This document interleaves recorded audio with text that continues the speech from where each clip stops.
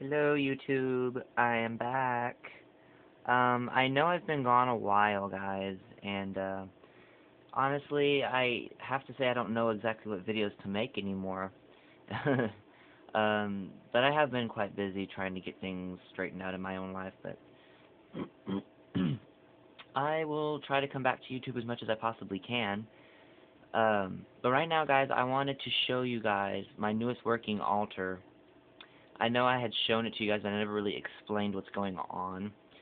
Uh, it's a bit much here. I don't know if you guys can even see this. I have the kind of not the best quality of camera on my phone, um, but I'll go down the line and talk about some stuff. First of all, the newest addition, I don't know if you've ever noticed, was my cauldron. And this cauldron, excuse me, this cauldron was given to me by a friend of mine. She went on vacation to Salem, Massachusetts. Although this is not where this came from, she wanted to get me something while she was out. While she was out, she found this. It wasn't in Salem, Massachusetts, but it was handmade by the Amish, of all things. So that holds some sort of sacredness to it, I suppose. But but yeah, I finally have a cauldron now, and I love using it. Oh my god, I can smudge my house so much easier now. It's so big. I don't know if you guys can see. Oh my god. My good old trusty pendulum, my wands. This rock here, go ahead and show you guys. It's just a simple little rock. I know I have made a video once before showing you guys my sacred circle or my tree that I do my workings at. Well, this rock is from that tree. It's been under this rock, under this tree for I don't know how long. It's a pretty little stone.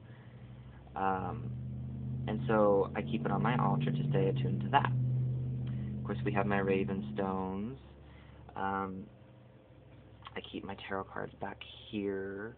Back here, if you guys can see, I have one. I have two pyramids. Um, the first of which, this is of course basic quartz with some crystallization inside of it. Very, very, very pretty. It stays on the edges of my. These stay on the edges of my altar. I also have this fluorite here, and as much as I would like to show you guys, there is. I don't know if you guys can see, like right in here, there is actually a little rainbow eye. I know you won't be able to see it, but there is, yeah. Try to get you in the light here. Yeah. But this is a fluorite, my fluorite stone. This has worked for me amazingly for my third eye, especially when I have like uh, headaches, for example. It's a great way to straighten out the third eye. And after using it, I had to buy, a quartz pyramid because, all purpose. Continuing on, I don't know where to even begin. Oh my gosh. Everything you've pretty much seen before. I want to explain something. There are three new images. I have the statue back here. I made her myself, and I made her out of clay. And when I fashioned her, I didn't know what she was going to come out looking like. I just wanted to construct her, just construct a woman for my altar. And she ended up looking like this. After much research, I found out that she looks exactly like Yamaya. Yamaya, whom I've had a lot of experience with. Um, I don't know if I've ever told you that story. She was the Orisha that I had to run in with. She was very powerful, and I keep her on my altar still now, of course, because she has walked in my life that way. And so because of that, she takes dominion over my sacred sea salt and my sacred waters, because she is Yamaya, the goddess of the oceans. And of course, this is the black candle for her. She holds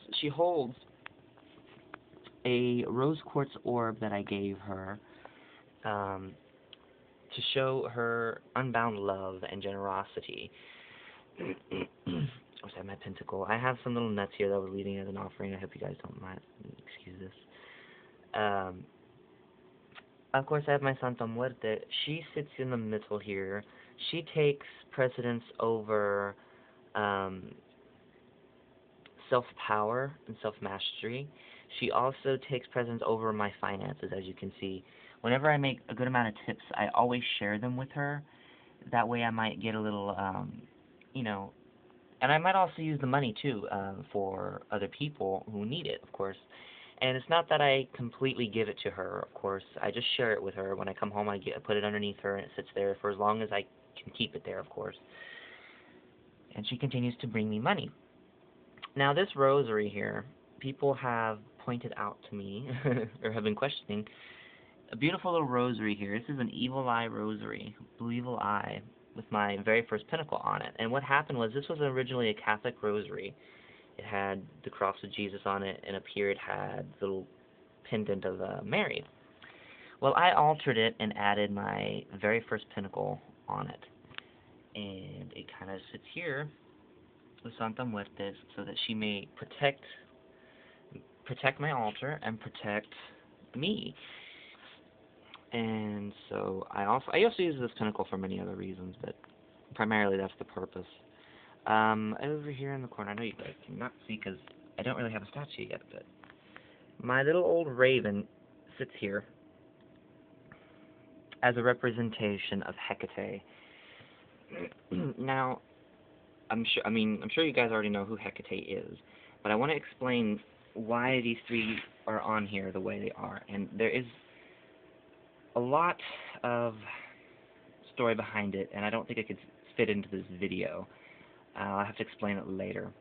And I will get to that. But what you guys, I'm sure you're wondering, is what is this? Like here.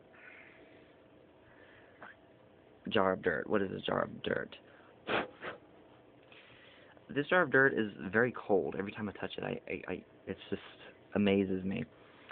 Inside, I don't know if you guys can see here inside, I have a skull and crossbones ring charging in this dirt. This dirt is dirt from a graveyard. This is grave dirt. Not taken from anybody's specific grave, but taken from a graveyard, done with the most respects, of course. Now, I use this dirt for many reasons, but I have not yet had to abuse it.